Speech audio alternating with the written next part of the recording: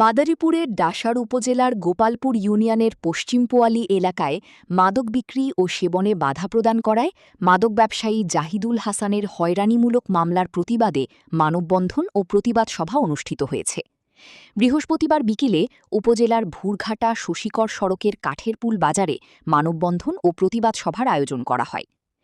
মানববন্ধনে বক্তারা বলেন, মাদক একটি ব্যাধিতে রূপ নিয়েছে।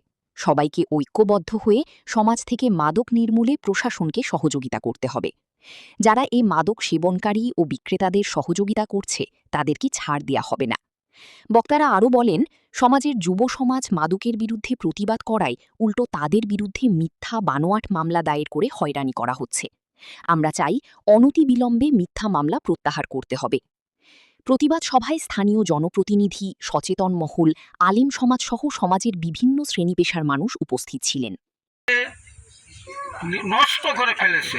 তাই মাদকের বিরুদ্ধে আমরা যারা আছি এর বিরুদ্ধে আমরা ঝাঁপায়ে পড়ব এবং যে যে এই করে তাকে আমরা শাস্তি করব এলাকাবাসী, এবং এই মাদকের যে সাপোর্ট করবে তার বিরুদ্ধে আমরা আছি। মাদক একটি ব্যাধিতে রূপ নিয়েছে। এই ব্যাধি থেকে আমাদেরকে মুক্তি পেতে হলে অবশ্যই আজকে যারা আমরা এখানে এক হয়েছি, পাশাপাশি আমাদের এলাকার সকলকে নিয়ে এই মাদক বিরোধী অভিযান চালাতে হবে, প্রশাসনকে সহযোগিতা করতে হবে। কর্মসূচি করেছে, আমি তাদেরকে ধন্যবাদ জানাই।